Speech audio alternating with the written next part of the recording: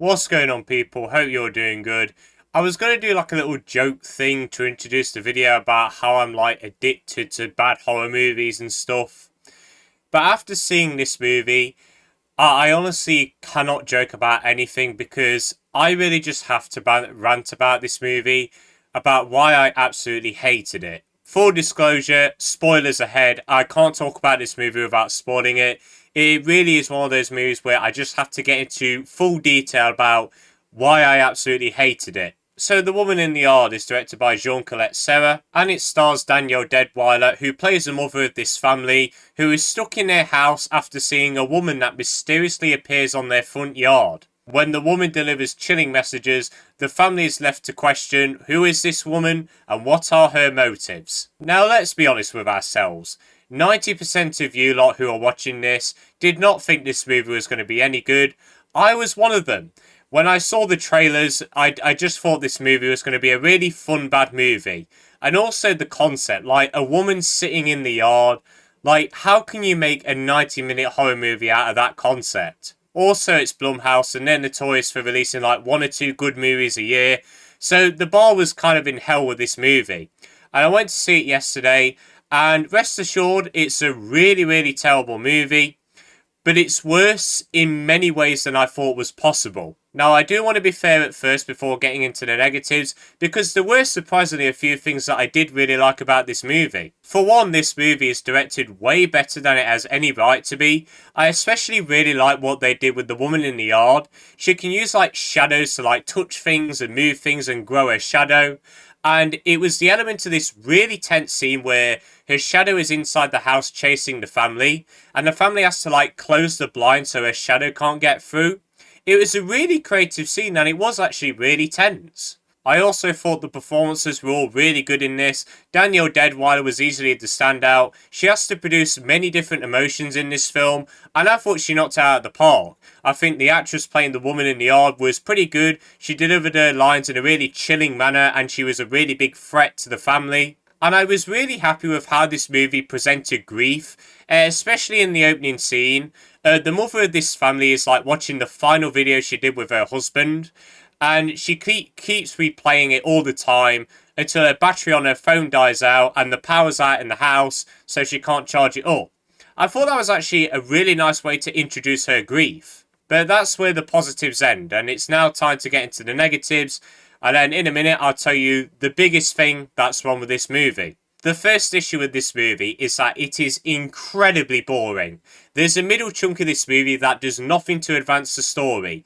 We see the mother lashing out on the kids a few times. They remind you constantly that there is most definitely a woman in the yard, believe it or not. The second issue is that the characters are incredibly unlikable. Now, I know that it was meant to be like that, but you've got to give these characters a shredded likability so we can latch on to them. The mother is really suicidal, and she lashes out onto her kids a lot in this movie. And I get that's what they were trying to go for, and it's meant to be like that. But there's just nothing to make her likable. And that's the same with the teenage boy as well. He has that cliche personality of like, ugh, I don't like my mum. I rebel against my mum. I do things this way because I can, because I'm grown up. He has that cliche personality that gets really annoying. He's so annoying in this, he pissed me off. There's just nothing to like about these characters. The only character that's likable is the daughter, but she does nothing in this movie. Another issue, and say it with me everyone, jump scares. Yes, this movie has a few jump scares. To be fair, there's only about 2 or 3 in the film, but they are all really bad.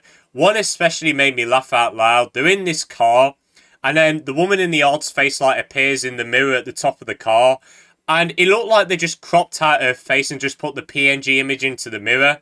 It looked so stupid, and it made me laugh out loud in the cinema. And this movie's pacing is way off. The first hour of this movie is so slow and boring, but the last 20 minutes is so fast paced, and it's trying to do so much. It's just boom, boom, boom, boom, boom.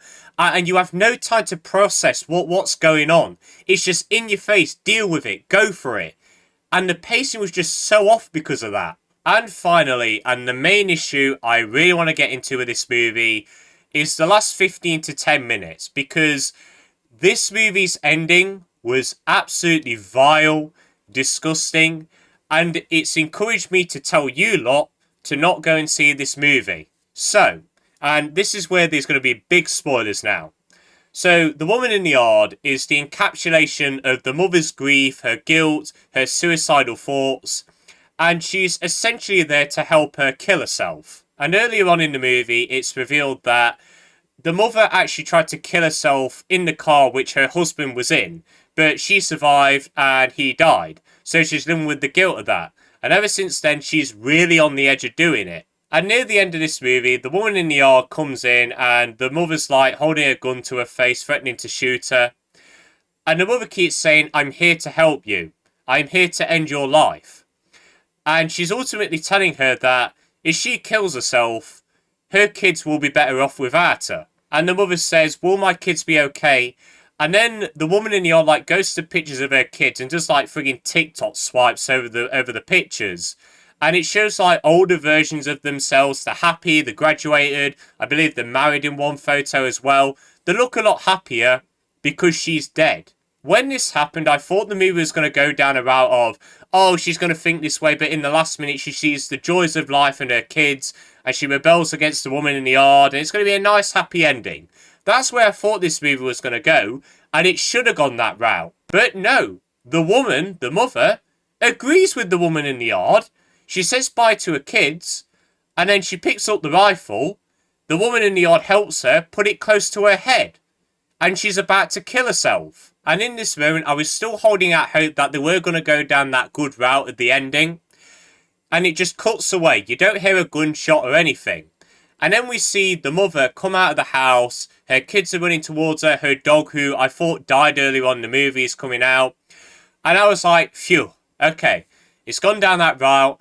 It's a really jarring cut to just do that all of a sudden. But whatever, it's a nice ending. If the movie ended like that and it kept to that ending, this movie would have been like a 4 or a 5 out of 10 at a push. Not a great movie, but not terrible as well.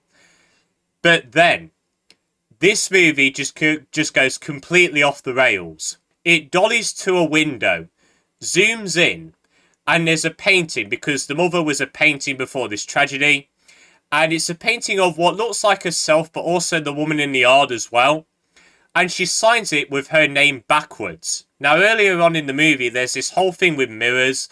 And there's a bit where she goes into a shattered mirror. And she sees her husband in bed, signifying like the afterlife or heaven. Or, well, you know, the afterlife in general. And everything's backwards in those scenes. So basically, what this is saying is, she has killed herself. She went through with it, and her kids are alone now. What an absolutely vile and disgusting ending. What I'm taking away from this movie is that if your parents kill themselves, it's better off. You're going to be better off without them. And I've seen people try to defend this ending. What one person I did see was that it's supposed to show that even if your parents die, then they can still live with the knowledge that that her kids are going to be happy. So it's a bit of a nice ending. Well, no, it's not, because there's nothing like that. She kills herself. If it was like she just died, but she knows that her kids will still be happy, I would have let this movie off a little bit. But the fact that she kills herself just makes that ending disgusting.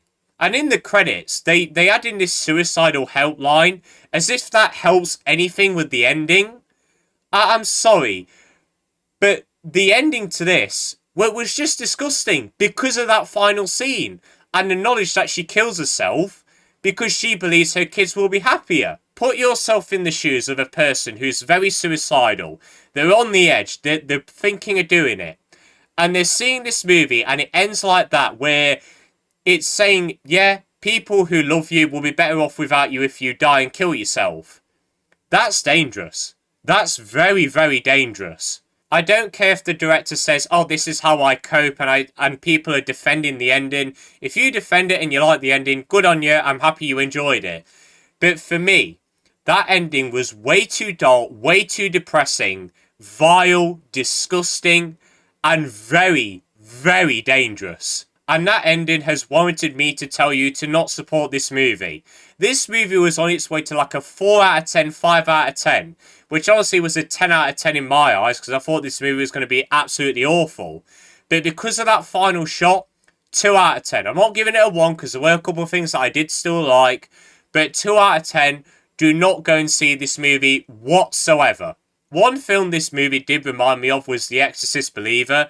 Not just because it was also made by Blumhouse too, but also because I complained about the ending, where the little girl is dragged down to hell, but everyone is still happy and joyful, and we're all still happy, you know, which is vile. It is very offensive. But this movie just topped it, and just turned out to be really dangerous to me. And as I said, you can see the movie in different ways, how it ends. And if you see it in a different light and you like it, good on you. I'm glad you enjoyed it. But for me, that ending was absolutely disgusting, very dangerous. And I have no idea how they released a movie with that ending in the first place. People, do not go and see The Woman in the Yard. I absolutely hated this. And I'm sorry that this video was so serious. But I just had to talk about this. I really did. Because I have no idea how they released this movie with that ending. Absolutely disgraceful from the directors, the people who greenlighted it. How could you do that? I think it's very, very dangerous. But people, that is the end of this review, or rant as it turned out to be. If you have seen The Woman in the Yard, do let me know your thoughts on it. Did you like it? Did you not? Let me know. But I hope you all enjoyed this video. Have a good day. And see you later.